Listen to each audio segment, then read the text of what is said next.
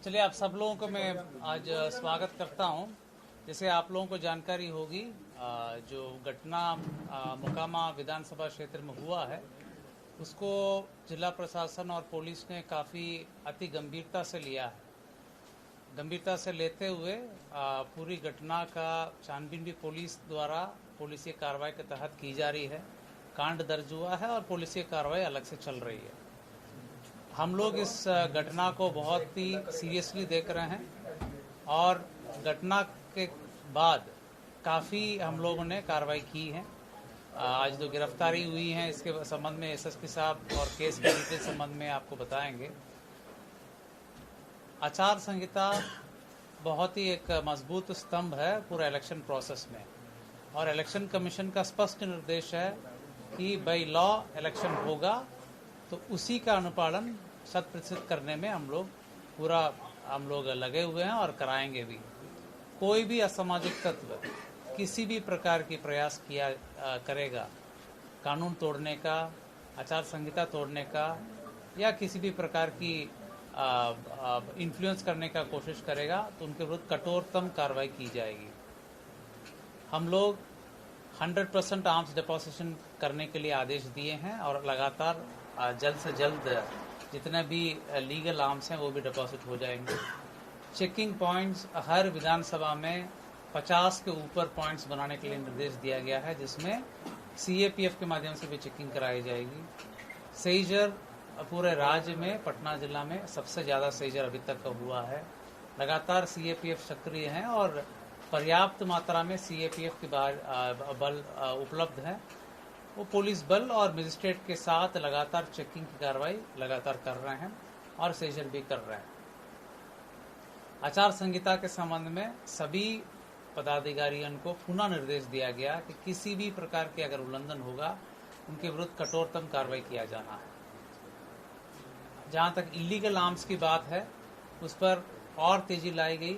जहां जहां आवश्यकता हो सीएपीएफ को भी यूज करके उसमें छापामारी की जा रही है और जहां पर भी ऐसे सूचना मिलेगी वहां पर हम लोग छापामारी करके कांड भी दर्ज करेंगे, उक्त असामाजिक तत्वों को जेल भेजने का काम भी करेंगे।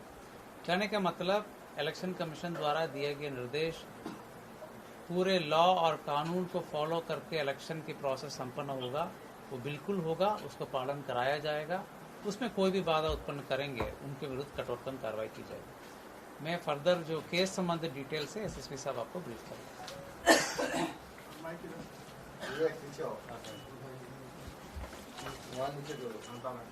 आप लोग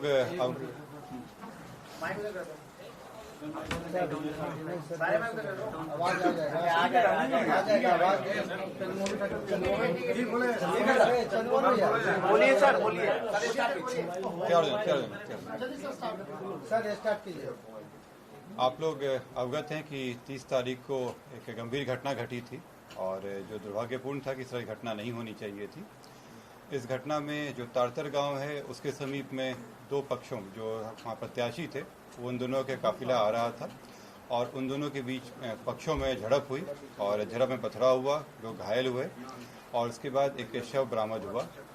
उसमें जो दुलार चंद यादव हैं जो 75 वर्ष के रहने वाले हैं, उसी गांव के पास के रहने वाले हैं, उनका पूर्व में भी आपराधिक इतिहास रहा है, उनका शव बरामद किया गया। उसके बाद वहाँ पे दोनों पक्षों के द्वारा कांड दर्ज कराया गया। कांड दर्ज होने के बाद अनुसंधान प्रारंभ किया गया। पुलिस घटना की सूचना मिलते ही तुरंत पहुंची थी वहाँ पे और वहाँ से साक्ष्य भी इकट्ठे किए गए। घटनास्थल से कई जगह के फुटेज भी प्राप्त हुए जिससे क्या घटना हुई है उसके बारे में कई जानकारियाँ मिली। लोगों के गवाह भी सामने आए और उनकी गवाही भी ली गई। साथ ही कल मृतक का पोस्टमार्टम कराया गया, उससे भी हम लोगों को अहम सुराग मिले। जो अभी तक के अनुसंधान में आया उसमें उससे प्रतीत हुआ कि ये जो घटना हुई है ये आदर्श संहिता का उल्लंघन भी हुआ है। इसमें ये एक गंभीर मामला भी था।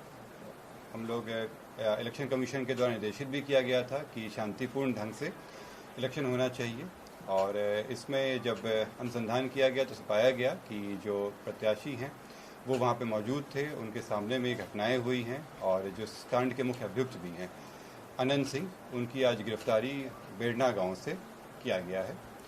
इसमें हम लोग को जो जानकारी प्राप्त हुई थी, इनके 2 सहयोगी भी इनके साथ में थे जो उस घटना स्थल पर भी थे और उनकी भी गिरफ्तारी की गई है।